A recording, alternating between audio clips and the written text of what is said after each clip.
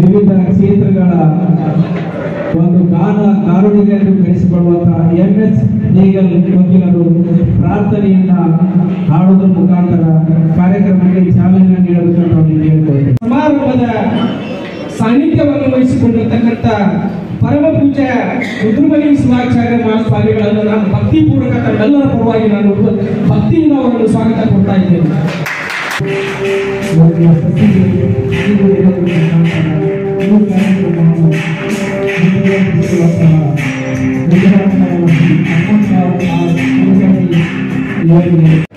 ಈ ಗೀತೆಯ ರಚನೆಕಾರರು ಚನ್ನಬಸಪ್ಪ ಶರಣಪ್ಪ ಲೆಗ್ಗಿಹ,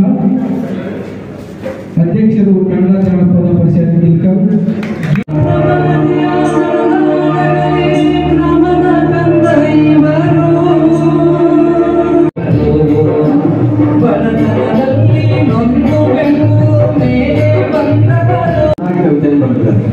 ಅದು ಪ್ರಕಾಶ್ ಕಟಾಣಿ ಎಷ್ಟು ಹೋಲಿಕೆ ಆಗಿದೆ ಅಂದರೆ ಅವ್ರು ನೋಡಿದರೆ ಸಾಕು ಈ ಕವಿತೆಯಲ್ಲಿ ಬರ್ತಕ್ಕಂಥ ವಾಕ್ಯಗಳು ಮತ್ತು ಆ ಸಾಲುಗಳೇನಿದೆ ಪ್ರಕಾಶ್ ಕಟಾಣಿ ಅವರಿಗೆ ತುಂಬ ಹೊಂದಿಕೊಂಡಂತೆ ಬರ್ಕೊಟ್ಟಿದ್ದಾರೆ ಅವರು.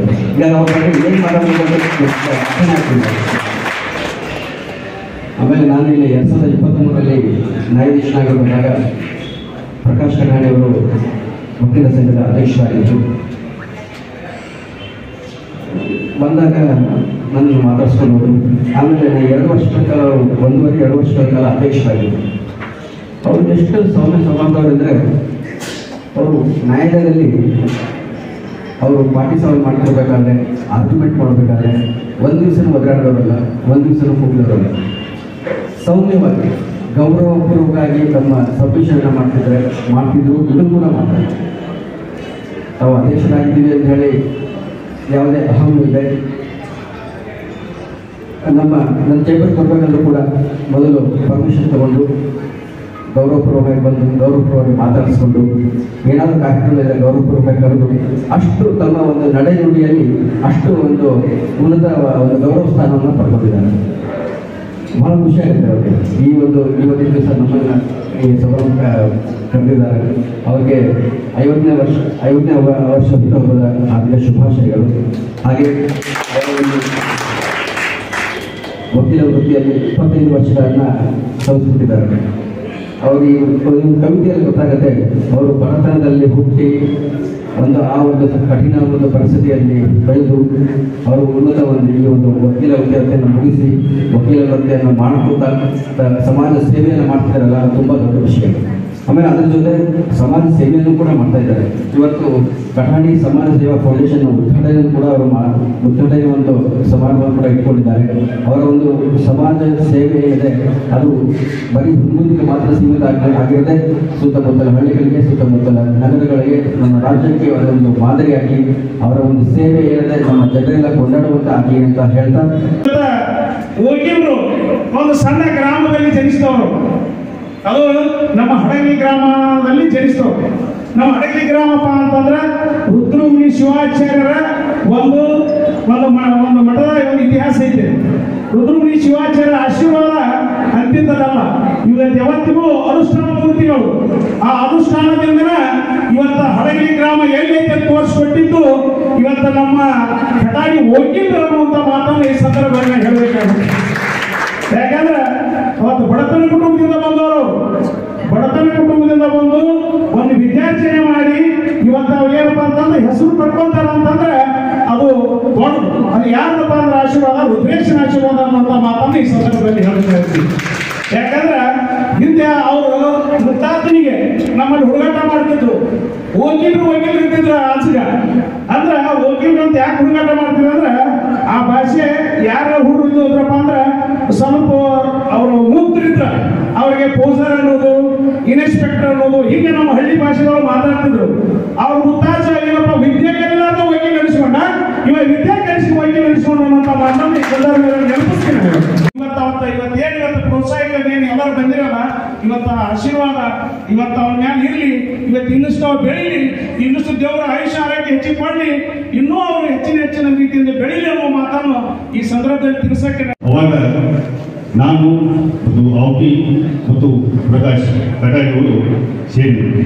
ಅವ 2006ರಿಂದ ಇಲ್ಲಿವರೆಗೆ ಯಾವುದೇ ಒಂದು ಕೆಲಸದಲ್ಲಿ ನಾನು ಭಿನ್ನಾಭಿಪ್ರಾಯತೆ ಒಂದು ಸ್ನೇಹಿತರಾಗಿ ನಾವು ಇಲ್ಲಿ ಬಂದಿದ್ದೀವಿ. ಆದರೆ ಒಂದು ಏನು ನಾವು ಒಂದು ನೋಡ್ಕೊಂಡು ಏನಿದೆ ರಾಜಕೀಯ ಬೇರೆ, ಆದರೆ ಸ್ನೇಹಿತರು ಮಾತ್ರ ಅಲ್ಲಿಂದ ಇಲ್ಲಿವರೆಗೆ ಯಾವುದೇ ರೀತಿ ಒಂದು ಬೇಕಾದ ಮುಂದೆ ಬರಲಿ ಇಲ್ಲೂ ಬರಲಿ 50 ವರ್ಷನೂ ಆಗಲಿ ಅವರು ಅವಾಗ ನಾವು ಇದೇ ರೀತಿ ನಾವು ಇದ್ದೀ ಒಂದು ಹೇಳಿಕೆ ಬಯಸ್ತೇವೆ. ಅದರೊಂದಿಗೆ ಏನೀಗ ಒಂದು 20ನೇ ವರ್ಷದ ಅವ್ರೇನೋ ಒಂದು 50 ವರ್ಷ ಊಟ 20 ವರ್ಷ ವೈದ್ಯಕೀಯ ವೃತ್ತಿ ಅವರು ಇದು ಮಾಡಿದ್ದಾರೆ. 50 ವರ್ಷ ವೈದ್ಯಕೀಯ ಆಗಲಿ ಅನ್ನೋದು ನನ್ನ ಒಂದು ಆಶಯವನ್ನು ಹೇಳಿಕೊಳ್ಳುತ್ತೇವೆ. ಅದ್ರ ಜೊತೆಗೆ 50 ವರ್ಷದ ಹುಟ್ಟುಹಬ್ಬ ಹೇಳಿದ್ದಾರೆ. ಇನ್ನು 100 ವರ್ಷದ ಹುಟ್ಟುಹಬ್ಬವನ್ನು ಆಚರಿಸಿಕೊಳ್ಳಿ, ನಾವೆಲ್ಲ ಆಚರಣೆ ಮಾಡೋಣ ನಾವು ಇರೋಣ ಅಂತ ಹೇಳಿಕೆ ಬಯಸ್ತೇವೆ. ನಾವು ಮಾಧ್ಯಮಿಕರನ್ನಾಗಿ ಸೋದರನಾಗಿ ಅವರ ಹತ್ರ ಹೋದಾಗ ದಕ್ಷಿಣರಾಗಲಿ ಅಥವಾ ಗೆಳೆಯರಾಗಲಿ ಯಾರೇ ಬಂದು ಎಷ್ಟೇ ಅವರ ಉದ್ವೇಗ ಇರ್ಬೋದು. ಯಾಕಂದ್ರೆ ವಕೀಲರ ಹತ್ರ ಡಾಕ್ಟರ್ ಹತ್ರ ಹೋಗೋರೆಲ್ಲ ಬಹುಶಃ ಕಷ್ಟ ರೋಗ ನ್ಯಾಯ ಇದ್ದವರು ಹೋಗಿರ್ತಾರೆ. ಆ ಒಂದು ವಕೀಲರಲ್ಲಿ ಪ್ರಥಮವಾಗಿರ್ತಕ್ಕಂಥದ್ದು ವೈದ್ಯರಲ್ಲಿ ಇರಬೇಕಾಗಿರ್ತ ಗುಣ ಏನಪ್ಪ ಅಂತಂದ್ರೆ ವಿನಮ್ರತೆ ಮತ್ತು ತಾಳ್ಮೆ. ಆ ಗುಣ ಇವತ್ತು 50 ವರ್ಷದ ಹುಟ್ಟುಹಬ್ಬ ಮತ್ತು 25 ವರ್ಷದ ಸಾರ್ಥಕ ಬದುಕಿಗೆ ನೀವೆಲ್ಲರೂ ಕೂಡ ಇವತ್ತು ಕೇವಲ 2 ದಿನದಲ್ಲಿ ಆದಂಥ ಕಾರ್ಯಕ್ರಮಕ್ಕೆ ನೀವೆಲ್ಲರೂ ಬಂದಿದ್ದೀರಪ್ಪ ಅಂತಂದ್ರೆ ಅದಕ್ಕೆ ಮಾತುಗಳಲ್ಲ, ತಾವೆಲ್ಲರೂ ಸಾಕ್ಷಿಯಾಗಿದ್ದೀರಿ ಅಂತಕ್ಕಂಥ ಮಾತನ್ನು ನಾನು ಇಲ್ಲಿ ಮಾತಾಡಲಿಕ್ಕೆ ಇಚ್ಛೆ ಪಡ್ತೀನಿ. ಸಾಕಷ್ಟು ಜನ ಅವ್ರ ಬಗ್ಗೆ ಮಾತಾಡಿದ್ದಾರೆ. ಮೊದಲನೇ ಬಾರಿಗೆ ಅವರು ಒಂದು ಹಾಡಿನ ಮುಖಾಂತರ ಪ್ರಕಾಶ್ ಕಟ್ಟಾಣಿ ಅವರ ವ್ಯಕ್ತಿತ್ವ ಏನು ಅಂತ ತಿಳ್ಕೊಂಡು ಅವರು ಹೇಳಿದಾಗ ಅದನ್ನೇ ಕೂಡ ನಮ್ಮ ಹಿರಿಯ ದಿವಾಣಿ ನ್ಯಾಯಾಧೀಶರು ಕೂಡ ಹೇಳಿದರು. ಈ ಹಾಡಲ್ಲಿರ್ತಕ್ಕಂಥ ಪ್ರತಿಯೊಂದು ವಾಕ್ಯವು ಕೂಡ ಪ್ರಕಾಶ್ ಕಟ್ಟಾಣಿ ಅವರಿಗೆ ಹೋಲಿಕೆ ಆಗುತ್ತೆ ಅಂತ ತಿಳ್ಕೊಂಡು ಮಾತನ್ನು ಹೇಳುವ ಮುಖಾಂತರ ಅವರ ವ್ಯಕ್ತಿತ್ವ ಯಾವ ರೀತಿ ಅಂತ ತಿಳ್ಕೊಂಡು ಹೇಳಿದರು. ಆದ್ರೆ ನಾನು ಕೂಡ ಈ ಊರಿಗೆ ಆಗಮಿಸಿದ ನಂತರ ನನಗಿಂತ ಮುಂಚೆ ಈ ಊರಿಗೆ ಪ್ರಾಕ್ಟೀಸ್ ಮಾಡಕ್ಕೆ ನಮ್ಮ ಮಾಧವ ದೇಶಪಾಂಡೆ ಅವರು ಪ್ರಕಾಶ್ ಕಟ್ಟಾಣಿ ಅವರು ಕೂಡಲೇ ಬಂದು ಪ್ರಾಕ್ಟೀಸ್ ಬಂದಿದ್ರು. ತದನಂತರ ನಾವು ಬಂದ್ವಿ, ಅವಟಿಯವರು ಮೊದಲಿದ್ರು. ಆದ್ರೆ ವಿಶೇಷವಾಗಿ ನಮ್ಮ ಈ 4 ಮಂದಿ ಗೆಳೆತನ ಏನಪ್ಪಾ ಅಂತಂದ್ರೆ ನಾವು 4 ಮಂದಿ ಒಟ್ಟ ಅತ್ಯಂತ ಆತ್ಮೀಯ ಗೆಳೆಯರು ಸರ್. ಈ ಒಂದು ವ್ಯಕ್ತಿತ್ವಾಗ ಕೆಲವೊಂದ್ಸರಿ ನಮಗೆ ಅವರಿಗೆ ಭಿನ್ನಾಭಿಪ್ರಾಯ ಬರ್ತಿತ್ತು. ಬಂದಾಗಲೂ ಕೂಡ ಪ್ರಕಾಶ್ ಕಟ್ಟಾಣಿ ಆಗಲಿ ಮಾಧವ ದೇಶಪಾಂಡೆ ಅವರು ಕೂಡ ತಮ್ಮ ಭಾಷಣದೊಳಗೆ ಹೇಳಿದರು ಪ್ರಕಾಶ್ ಕಟ್ಟಾಣಿ ಅವರ ವ್ಯಕ್ತಿತ್ವ ಯಾವ ರೀತಿ ಅಂತ ತಿಳ್ಕೊಂಡು ಅತ್ಯಂತ ಸೌಮ್ಯ ಸ್ವಭಾವದ ವ್ಯಕ್ತಿ. ಅವನ ಬಗ್ಗೆ ಎಷ್ಟೇ ಕೆಲವೊಂದು ಸಂದರ್ಭದಾಗ ನಾವು ಯಾವತ್ತಾದ್ರೂ ಸಿಟಿ ಬರುವುದು, ಆದ್ರೆ ಅವಟಿಯವರು ಮಾನವರು ನಾವು ಅವರ ಒಂದು ಸೌಮ್ಯ ವ್ಯಕ್ತಿತ್ವಕ್ಕೆ ಎಷ್ಟೊಂದ್ಸರಿ ಏನು ಮಾತಾಡೋದೇ ಇಲ್ಲ, ಇವೊಂದು ನಾವು ಏನ್ ಹೇಳೋದು ಅಂತ ವಿಚಾರ ಮಾಡ್ತಿದ್ವಿ. ಅದಕ್ಕೆ ಪ್ರಕಾಶ್ ಕಟ್ಟಾಣಿ ಅವರು ಕೆಲವೊಂದು ತಮ್ಮ ವೈಯಕ್ತಿಕ ಬದುಕಿನಲ್ಲೂ ಕೂಡ ಕಟ್ಟ ತಿಂದಂತ ವ್ಯಕ್ತಿ. ಅಂತ ಸಂದರ್ಭದಾಗ ಕೂಡ ನಾವೆಲ್ಲರೂ ಗೆಳೆಯರು ಹಗಲು ರಾತ್ರಿ ಅವ್ರ ಜೊತೆಗೆ ಇದ್ದುಕೊಂಡು ಕೆಲವೊಂದು ಸಮಸ್ಯೆಗಳನ್ನ ನೀಗಿಸಿದ್ರು ಕೂಡ ಅವನಲ್ಲಿ ಏನಪ್ಪಾ ಅಂತಂದ್ರೆ ಅವನಲ್ಲಿ ಒಂದು ಛಲ, ಒಟ್ಟ ಏನಾದ್ರೂ ಒಂದು ಸಾಧಿಸಬೇಕು ಅಂತ ತಿಳ್ಕೊಂಡು ನಮ್ಮ ಜೊತೆ ಪ್ರಾಕ್ಟೀಸ್ ಮಾಡ್ತಕ್ಕಂಥ ಸಂದರ್ಭದೊಳಗೆ ಕುಳ್ಸನ್ ಇನ್ನೇಗ ಅಮರೇಶ್ ನಾಗೂರ್ ಅವರು ಹೇಳಿದಾಗ ಕುಳ್ಸನ್ ಜಿಲ್ಲಾ ಪಂಚಾಯತಿಗೆ ಸ್ಪರ್ಧೆ ಮಾಡಿದ್ರು. ರಾಜಕೀಯ ಜೀವನದಾಗ ಒಂದು ಅವಕಾಶ ನೋಡೋಣ ಅಂತ ತಿಳ್ಕೊಂಡು ಬಂದ್ರು. ಆದ್ರೂ ಕೂಡ ಅವತ್ತಿನ ದಿನಮಾನದಾಗ ಅವತ್ತಿನ ಒಂದು ಏನು ವಾಸ್ತವ ಸ್ಥಿತಿ ಇತ್ತು, ಅವತ್ತಿನ ದಿನ ಆ ಕುಳ್ಸನ್ ಜಿಲ್ಲಾ ಪಂಚಾಯತಿ ಒಳಗೆ ಅವರು ಸೋತಿರ್ಬೋದು. ಆದ್ರೆ ಸೋದ್ರು ಕೂಡ ನಾನು ಆ ಸೋಲನ್ನ ಗೆಲುವನ್ನಾಗಿ ನಾನು ಪರಿವರ್ತಿಸಿಕೊಂಡು ಪ್ರಾಕ್ಟೀಸ್ ಮಾಡಿ ಇನ್ನೂ ನಾನು ಮುಂದುವರಿತೀನಿ ಅಂತ ತಿಳ್ಕೊಂಡು ಧೈರ್ಯ ತಗೊಂಡ್ರು. ಅದಕ್ಕೋಸ್ಕರ ಅವರಿಗೆ ನಾನು ಹೃತ್ಪೂರ್ವಕವಾದಂತ ಅಭಿನಂದನೆಗಳನ್ನು ಸಲ್ಲಿಸ್ತೇನೆ. ಅವ್ರು ಅತಿ ಪ್ರೀತಿಯಿಂದ ಬೆಳೆದ್ರೆ ನಾನು ಇನ್ನೂ ಆ ಮಟ್ಟಕ್ಕೆ ಬೆಳೆದಿಲ್ಲ. ಬೆಳೆದಂತ ಮಾಡಿರ್ತಾರೆ ಅವರು ಅತಿಯಾದ ಪ್ರೀತಿಯಿಂದ ಬೆಳೆದಂತ ತಿಳ್ಕೊತೀನಿ. ಅವರಿಗೆ ನಮ್ಮೆಲ್ಲರ ಪರವಾಗಿ ತುಂಬ ಧನ್ಯವಾದಗಳನ್ನು ಅರ್ಪಿಸುತ್ತೇನೆ. ಹಾಗೂ ಮತ್ತು ನಮ್ಮ ನೆಚ್ಚಿನ ಹಿರಿಯ ದಿವಾಣಿ ನ್ಯಾಯಾಧೀಶರಾದ ಅವ್ರು ನಾನು 25 ವರ್ಷದಾಗ ಒಂದು 30 ಮಂದಿ ಸಾಹೇಬರು ನೋಡಿರಿ ಸರ್. ಈ ಟೈಪ್ ಸಾಹೇಬ್ ಸಿಕ್ಕಿದ್ದು ನಮ್ಮ ಸೌಭಾಗ್ಯ. ಅದೇ ರೀತಿಯಾಗಿ ಇನ್ನೋರ್ವ ಕ್ರಿಯಾಶೀಲ ನ್ಯಾಯಾಧೀಶರಾದ ಬಸವರಾಜ ನಿಸರ್ಗಿ ಸಾಹೇಬರು ಸಹ ಪ್ರಿನ್ಸಿಪಲ್ ಕೋರ್ಟಿಗೆ ಬಂದಾಗ ಭಾಳ ಸ್ಲೋ ತಂದು ಮಾಡಿದ್ವಿ. ಎಷ್ಟು ಫಾಸ್ಟ್ ಅದಾರಂದ್ರೆ ನಾವು ಅನ್ಕೊಂಡ್ಕಿನ ರೇಜಿಗೆ ಹೋಗಿಬಿಟ್ರ. ಅದಕ್ಕಾಗಿ ನಮ್ಮೆಲ್ಲರ ಪರವಾಗಿ ಅವರಿಗೆ ಒಪ್ಪದಕ್ಕೆ ಹೋಗಿ ಧನ್ಯವಾದಗಳನ್ನು ಹೇಳ್ತೀನಿ. ಅದೇ ರೀತಿಯಾಗಿ ನಮ್ಮ ನೆಚ್ಚಿನ ಸ್ನೇಹಿತರು, ರಾಜ್ಯ ವಕೀಲರ ಪರಿಷತ್ ಮಾಜಿ ಅಧ್ಯಕ್ಷರು, ಹಾಲಿ ಸದಸ್ಯರಾದ SS ಮಂಡಲ್ಕೋಡ್ ಅವರು, ನಮ್ಮ ಇಬ್ಬರು ನಾವು ಒಂದೇ ಹಾಸ್ಟೆಲ್ ಒಂದೇ ರೂಮ್ಗಳು. ಅವರು ಹೆಂಗ ವ್ಯಕ್ತಿತ್ವಪ್ಪ ಅಂದ್ರೆ ಅವರ ನೆರಳಲ್ಲಿ ನಾನು ಬೆಳೆದೇನೆ. ನಾ ಈ ಸಮಾಜ ಸೇವೆ ಮಾಡಕ್ಕೆ ಅವರು ಕಾರಣೀಕರ್ತರು. ಅವ್ರು ಯಾವ್ದಾದ್ರು ಒಂದು ಕ್ರಿಯೆಗಳು ಕೊಡುತ್ತಿದ್ರು, ವಕೀಲ ಬರೀ ಕೇಸ್ ನಡೆಸ್ತೀರಿ, ಮನೆಗೆ ಹೋಗ್ತೀರಿ. ಈಗ ಮಟ್ಟಕ್ಕೆ ಬರ್ಬೇಕು. ಒಂದು ಕಾಲಕ್ಕೆ ನಮ್ಮ ಅಪ್ಪರು ಡೈಲಿ ವೇಜಸ್ ಇದ್ರು, ದಿನಗೂಲಿ ನೌಕರಿದ್ರು ಮೊದಲು ಸರಿ.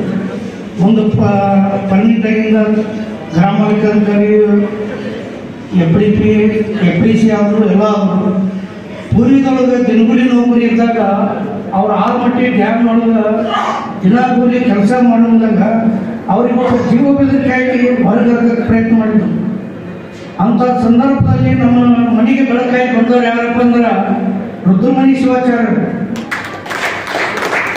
ಅವ್ರು ಅವಾಗ ನಮಗೆ ಹೆಲ್ಪ್ ಮಾಡಿಲ್ಲ ಅಂದ್ರೆ ನಾ ಈ ಮಟ್ಟಕ್ಕೆ ಬಂದು ಬೆಳೆದಿದ್ದಲ್ಲ, ನಮ್ಮ ಅಪ್ಪನ ನೌಕರಿ ಮಾಡ್ತಿದ್ದಾರೆ.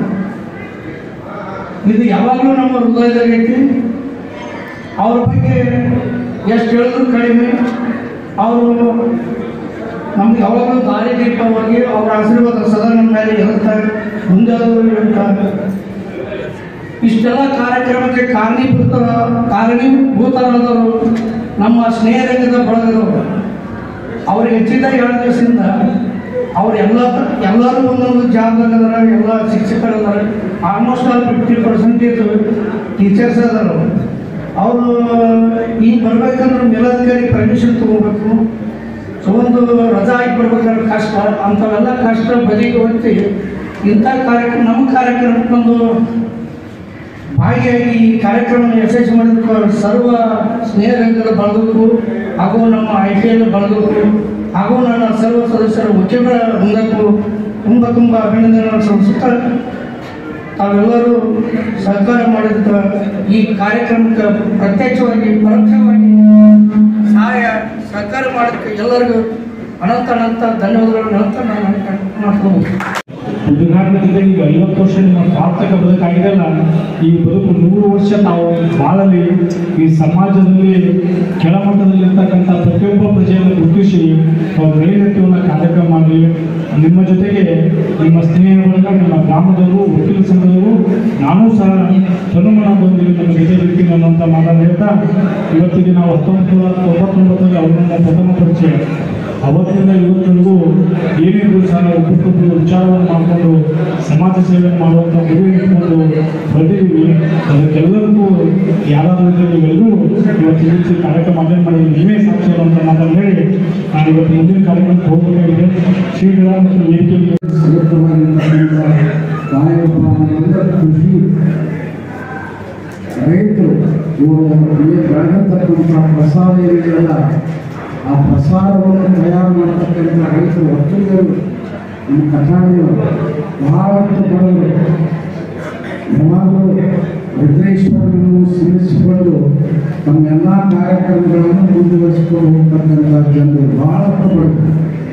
ಆದರೆ ಆ ರುದ್ರೇಶ್ವರನ ದಯದಿಂದ ಇವತ್ತು ಆ ಈ ವೃತ್ತಿಯನ್ನು ಪಡೆದುಕೊಂಡು ಎಲ್ಲರಿಗೂ ನ್ಯಾಯ ದೊರಕಬೇಕು. ಬಡವರಿಗೂ ಬಲ್ಲಿರೋರಿಗೂ ಎಲ್ಲರಿಗೂ ದೊರಕಬೇಕು ನ್ಯಾಯ.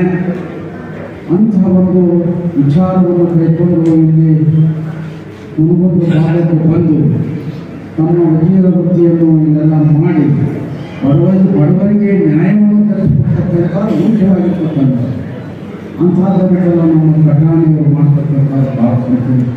ಬಸವಣ್ಣವರಿಗೆ ತಲ ಬೇಡ, ಕೃಷಿಯ ನುಡಿಯಲು ಬೇಡ, ಉಳಿಯ ಬೇಡ, ಅಂಜನಿಗೆ ಅಸಹ್ಯಪಡಬೇಡ, ತನ್ನ ಬಣ್ಣಿಸಲು ಬೇಡ, ಇದರ ಅಳೆಯಲು ಬೇಡ. ಇದೇ ಅಂತರಂಗ ಸುದ್ದಿ, ಇದೇ ಬಹಿರಂಗ ಸುದ್ದಿ, ಇದೇ ನಮ್ಮ ಕೂಡಲ ಸಂಗಮ ದೇವರನ್ನು ನಡೆಸುವ ಗುರಿ ಎಂದುಕೊಂಡು ನೇಸರಿಸಿಕೊಂಡು 5 ಜನ ಬದುಕಿದರೇನು, ನೇಸರಿಸಿಕೊಂಡು 4 ಜನ ಬದುಕಿದರೇನು, ನೇಸರಿಸಿಕೊಂಡು 3 ಜನ ಬದುಕಿದರೇನು, ಜೀವಿತವನ್ನು ಸ್ವಪ್ರಾಣವನ್ನು ಹೊರಪಂಚ ಜನಾಚ ಅಜಕಲ್ಪ ಶಾಸ್ತ್ರೀಯ ಭಕ್ತಿ ಏನು ಅಂತ ಜಾತಿಯಲ್ಲಿ ಎಂಬುದಾಗಿ ಕೂಡಲ ಸಂಗಮ ಶರಣರಲ್ಲಿ ಲೇಷಿಸಿಕೊಂಡು 1 ಜನ ಬದುಕಿದರೆ ಸಾಲ